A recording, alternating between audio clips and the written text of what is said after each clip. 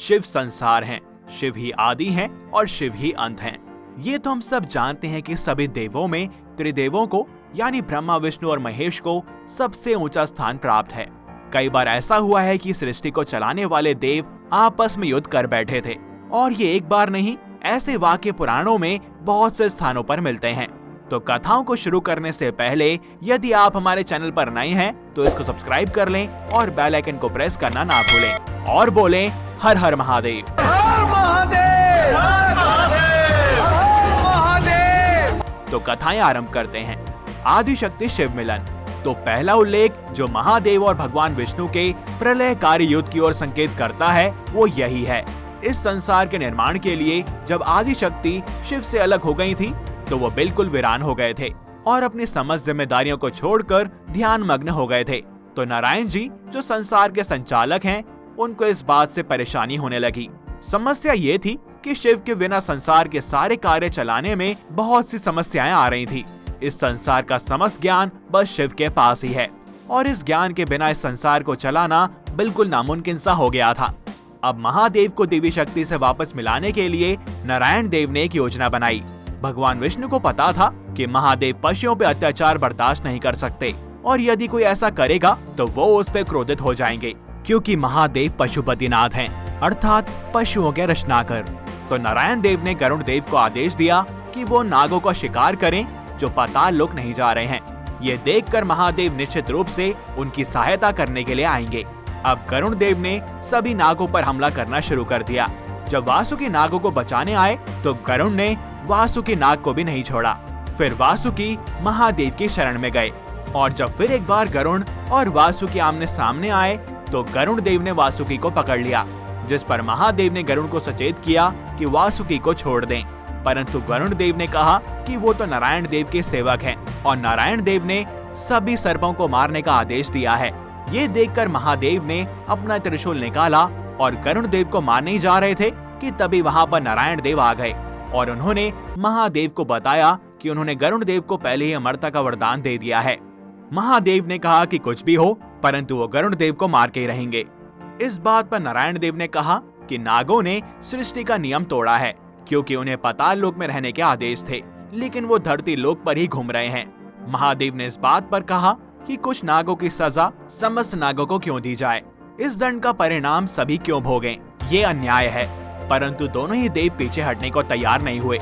इसी बीच नारायण और महादेव के मध्य युद्ध आरंभ हो गया। इस युद्ध से समस्त सृष्टि को हानि पहुंचने लगी। यमलोक, भूलोक, पाताल लोक, यहाँ तक कि कैलाश तक हिल गया। नारायण देव को पता था कि अगर ऐसा चलता रहा तो सर्वनाश निश्चित है। उन्हें किसी भी तरह से इस युद्ध को रोकना था, तो उन्होंने महादेव की गर्दन पर वार किया और उसे अपने हाथों से पकड़ लिया। इससे महादेव अत्यंत क्रोधित हो गए और उन्होंने अपने त्रिशूल से नारायण पर वार कर दिया। त्रिशूल नारायण की छाती को चीर गया।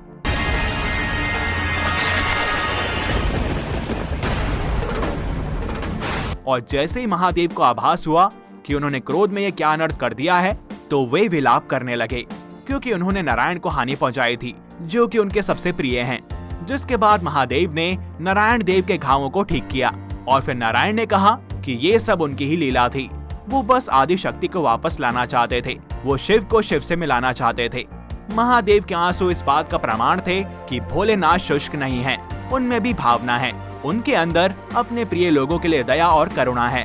क्योंकि नारायण देव ने महादेव के गर्दन को दबाया था तो उनके हाथों के निशान महादेव की गर्दन पर रह गए और इसी कारण से उनका नाम शितिकंठ भी पड़ गया। वहीं नारायण देव की छाती पर हमेशा त्रिशूल के निशान रह गए। नारायण देव के इस हिम्मती कदम की वजह से ही महादेव पुनः सृष्टि से जुड़ गए। नारायण देव जो कि सृष्टि के संचालक हैं, उन्होंने इस बात को फिर स्थापित कर दिया कि वो ब्रह्मांड का संतुलन रखने के लिए किसी भी सीमा तक जा सकते हैं।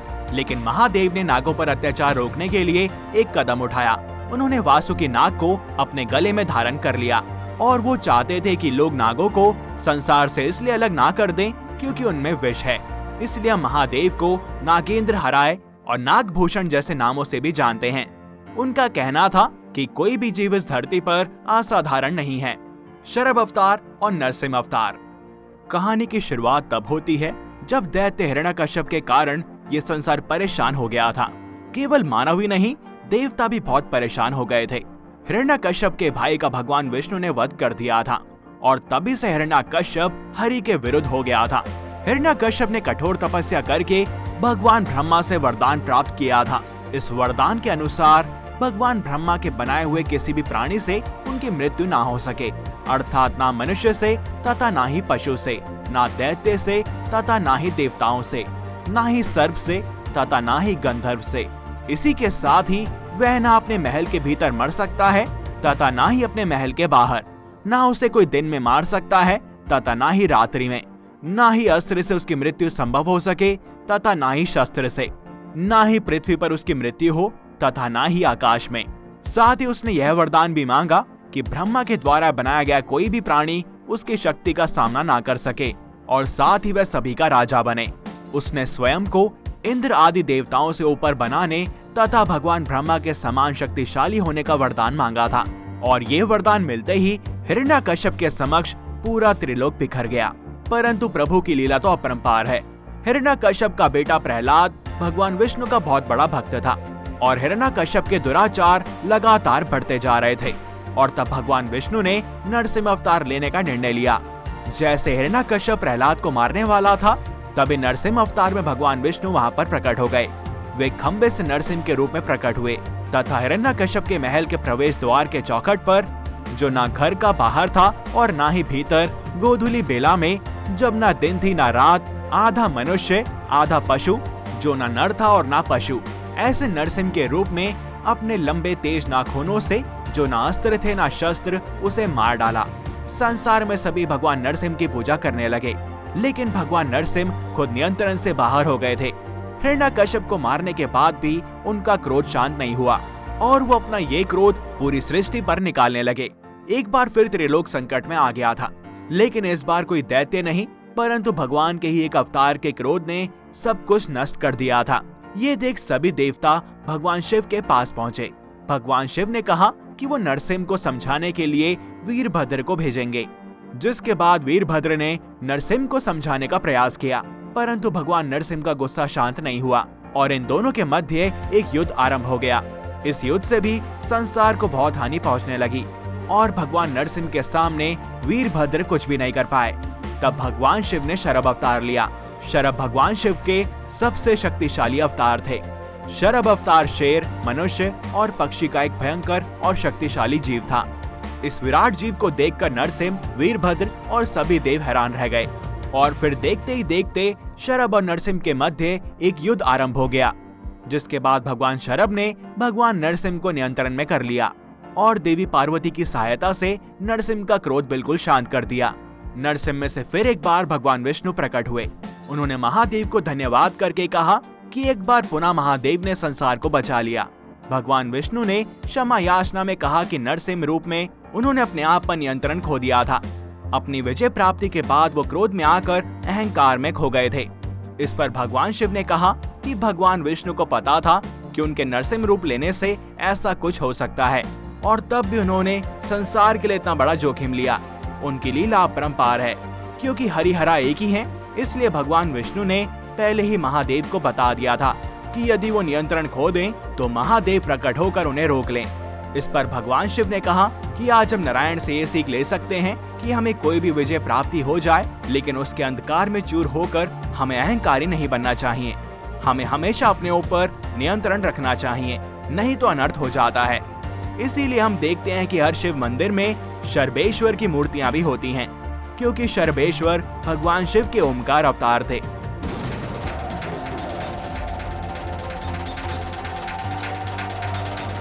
वृषभ अवतार और विष्णुपुत्र। धर्म ग्रंथों के अनुसार भगवान शिव के 19 अवतार हुए हैं। इन्हीं में से एक है भगवान शिव का वृषभ अवतार। जहां भगवान शिव ने कई अवतार दानवों का विनाश करने के लिए लिए थे, वहीं वृषभ अवतार विष्णु पुत्रों का संहार करने के लिए उन्होंने लिया था। आइए जानते हैं कि आखिर क्यों भगवान शिव को विष्णु पुत्रों का संहार करना पड़ा। तो शिव पुराण और विष्णु पुराण के अनुसार ये कथा समुद्र मंथन के समय की है। समुद्र मंथन के उपरांत जब अमृत कलश उत्पन्न हुआ तो उसे दैत्यों की नजर से बचाने के लिए श्री हरि विष्णु ने अपनी माया से बहुत सारी अप्सराओं की सर्जना की। दैत्य अप्सराओं को देखते ही उन पर मोहित हो गए और उन्हें जबरन उठाकर पाताल लोक ले गए और जब वे उन्हें बंदी बनाकर अमृत कलश को पाने के लिए वापस लौटे तो समसदेव अमृत पान कर चुके थे। जब दैत्यों को इस घटना का पता चला तो उन्होंने पुनः देवताओं पर चढ़ाई कर दी, लेकिन अमृत पीने से देवता अजर अमर हो गए थे। अतः दैत्यों को हार का सामना करना पड़ा। स्वयं को सुरक्षित करने के लिए वे सभी पाताल की ओर भागने लगे।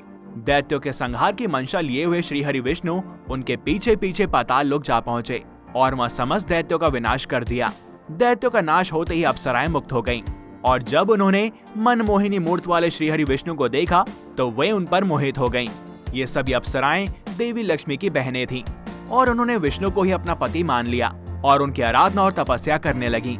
माता लक्ष्मी को जब ये बात पता चली तो वे व्याकुल हो गईं और उन्होंने नारायण से पूछा कि उनके हृदय में कौन है और क्या उनका पूरा हृदय केवल लक्ष्मी जी के लिए ही है। जिसके उत्तर में भगवान विष्णु ने कहा, नहीं, उनके आधे हृदय में महादेव वास करते हैं और बाकी के हृदय में देवी लक्ष्मी सहित सभी भक्त।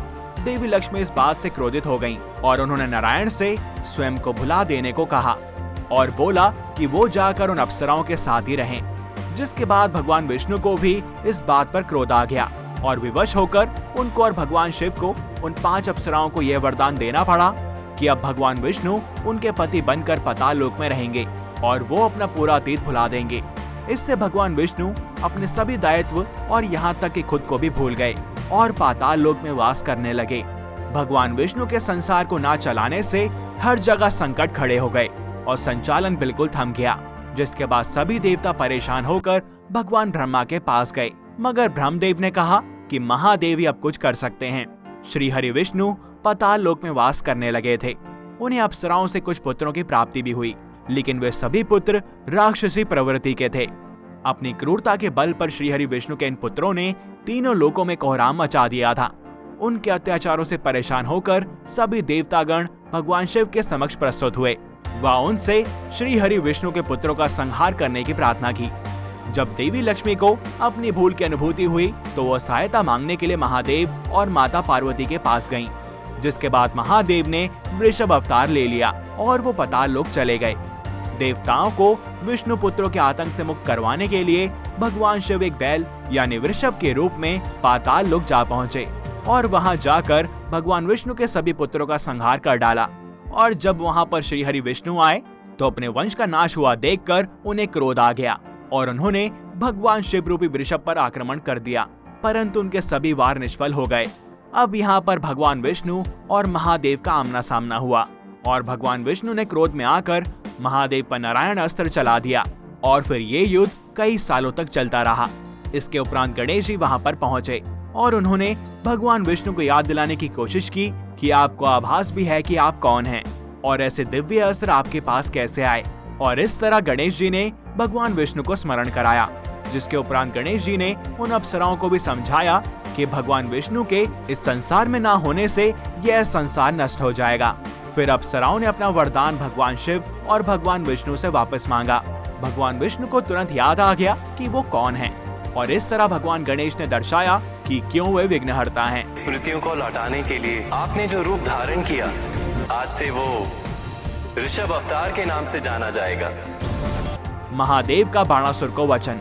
एक युद्ध तब हुआ था जब महादेव और विष्णु जी के अवतार श्री कृष्ण आमने सामने आ गए। श्री कृष्ण से प्रद्युम्न और प्रद्युम्न से अनिरुद्ध का जन्म हुआ। प्रद्युम्न के पुत्र तथा श्री कृष्ण के पौत्र अनिरुद्ध की पत्नी के रूप में उषा की ख्याति है। अनिरुद्ध की पत्नी उषा शौणितपुर के राजा बाणासुर की कन्या थी। अनिरुद्ध और उषा आपस में प्रेम करते थे। उषा ने एक दिन अपनी मायावी सहेली चित्रलेखा के माध्यम से अनिरुद्ध का हरण करवा लिया था। चित्रलेखा अनिरुद्ध को हरण करके जिस स्थान पर लेकर आई थी वह ओखीमठ नामक स्थान था, जो कि केदारनाथ के पास है। कहते हैं कि यहाँ पर दोनों ने गंधर्व विवाह कर लिया था। वहाँ अभी भी उषा अनिरुद्ध नाम से एक मंदिर है। बाणासुर को जब ये पता चला तो उसने अनिरुद्ध को बंधक बनाकर जेल में डाल दिया। बाणासुर को महादेव का वरदान प्राप्त था। महादेव ने उसे उसकी रक्षा करने का वचन भी दिया था। जब भगवान श्री कृष्ण को यह पता चला कि बाणासुर ने अनिरुद्ध को बंधक बना लिया है तो वे बलराम, प्रद्युम्न, सात्यकी, गदा, सांब, सर्ण, उपनंदा, भद्रा आदि को साथ लेकर शौणितपुर, जो कि वर्तमान में तेजपुर असम में है, वहां पर पहुंच गए। बाणासुर को इस बात का जब पता चला तो उसने महादेव का आह्वान किया और उनसे अपनी रक्षा करने का निवेदन किया। ऐसे में महादेव भी रुद्राक्ष, वीरभद्र, कुंभकर्ण, कुंभंधा, नंदी, कार्तिकेय और गणेश के साथ बाणासुर की रक्षा करने आ गए। वहां बाणासुर और महादेव की सेना ने मिलकर भगवान श्री कृष्ण की सेना से युद्ध लड़ा। दोनों सेनाओं के बीच भयंकर युद्ध हुआ। श्री कृष्ण ने बाणासुर के असंख्य सैनिकों को मार दिया, तो महादेव ने भी श्री कृष्ण की सेना का भारी नुकसान कर दिया। बाद में महादेव ने श्री कृष्ण पर कई अस्त्र शस्त्र चलाए, परंतु उससे उनका कुछ नहीं बिगड़ा, और श्री कृष्ण ने भी महादेव पर कई अस्त्र शस्त्र चलाए, परंतु वे भी निष्फल हो गए। अब अंत में महादेव ने भगवान कृष्ण पर पाशुपतास्त्र छोड़ दिया। इसके जवाब में श्री कृष्ण ने भी नारायण अस्त्र छोड़ दिया। दोनों के अस्त्रों से भयंकर आग उत्पन्न हुई, परंतु दोनों का कोई नुकसान नहीं हुआ। ऐसे में श्री कृष्ण ने महादेव को सुलाने के लिए निद्रास्त्र छोड़ दिया। इससे धुआं छा गया और महादेव सो गए। यह देखकर बाणासुर की सेना में भय व्याप्त हो गया। उसकी सेना कमजोर पड़ने लगी। प्रद्युम्न और कार्तिकेय का भयानक युद्ध हुआ, जिसमें कार्तिकेय घायल हो गए। दूसरी ओर बलराम जी ने कुंभंधा और कुंभकर्ण को घायल कर दिया। यह देख बाणासुर अपने प्राण बचाकर भागने लगा। श्री कृष्ण उसके पीछे दौड़े और उसे पकड़ लिया, और उन्होंने उसकी भुजाएं काटनी आरंभ कर दी। युद्ध भूमि में यह दृश्य देख सभी ओर हाहाकार मचने लगा। जब बाणासुर की सारी भुजाएं कट गई थी और केवल 4 शेष रह गई थी, तब महादेव नींद से जाग उठे, और जब उन्होंने यह दृश्य देखा तो वह अत्यंत क्रोधित हो गए। क्रोध में महादेव ने अपना सबसे भयानक शस्त्र महेश्वर ज्वर चलाया, जिससे चारों ओर अग्नि फैल गई। हर तरफ भयानक जीवाणुओं के कारण ज्वर और बीमारियां फैलने लगी। यह देख श्री कृष्ण को ना चाहते हुए भी अपना आखिरी शस्त्र नारायण ज्वर शीत चलाना पड़ा। इसे वैष्णव ज्वर भी कहा जाता है। कहते हैं कि भगवान श्री कृष्ण के शस्त्र से ज्वर का तो नाश हो गया, किंतु अग्नि और शीत का जब बराबर मात्रा में विलय होता है तो संपूर्ण सृष्टि के प्राकृतिक वातावरण का नाश भी हो जाता है, और इससे सभी ओर हाहाकार मच गया।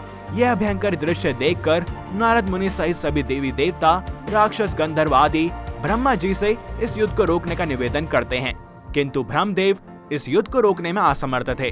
तब वे सभी मिलकर पराशक्ति देवी भगवती माँ दुर्गा की आराधना करते हैं। माँ दुर्गा प्रकट होकर दोनों पक्षों को शांत करती हैं। उस समय श्री कृष्ण कहते हैं, माते, मैं तो बस अपने पौत्र अनिरुद्ध को स्वतंत्र कराना चाहता हूँ। तभी महादेव कहते हैं कि मैं भी अपने भक्त की रक्षा करने के लिए प्रतिबद्ध हूँ। श्री कृष्ण कहते हैं कि मैं बाणासुर का वध नहीं करना चाहता, क्योंकि मैंने बाणासुर के पूर्वज प्रहलाद को वरदान दिया था कि दैत्य वंश में उसके परिवार का कोई भी सदस्य मेरे अर्थात विष्णु के अवतार के हाथों नहीं मारा जाएगा। माँ भगवती की कृपा से श्री कृष्ण के ऐसे वचन सुनकर बाणासुर को बहुत आत्मग्लानि होती है, और वह क्षमा मांगकर कहता है कि मेरे ही कारण यह युद्ध हुआ, और इसके लिए मैं बहुत दुखी हूँ। बाद में बाणासुर उषा अनिरुद्ध का विवाह कर देता है। वैष्णव ग्रंथों में श्री कृष्ण तो शैव ग्रंथों में महादेव की महिमा का वर्णन मिलता है। तो बोलो हर हर महादेव। हर महादेव, हर महादेव, हर महादेव। इस वीडियो में इतना ही। आपको ये कथाएं सुनकर कैसी लगी बताएं हमें कमेंट्स में, और अगर आपको ये वीडियो पसंद आई हो तो इसे लाइक करें और अधिक से अधिक शेयर करें, जिससे कि हम प्रभु की ऐसी कथाएं ज्यादा से ज्यादा लोगों तक पहुंचा पाएं। साथ ही चैनल को सब्सक्राइब करें और बेल आइकन को प्रेस करना ना भूलें। मिलते हैं आपसे अगली वीडियो में और भी अद्भुत कथाओं के साथ। तब तक के लिए हरि ओम।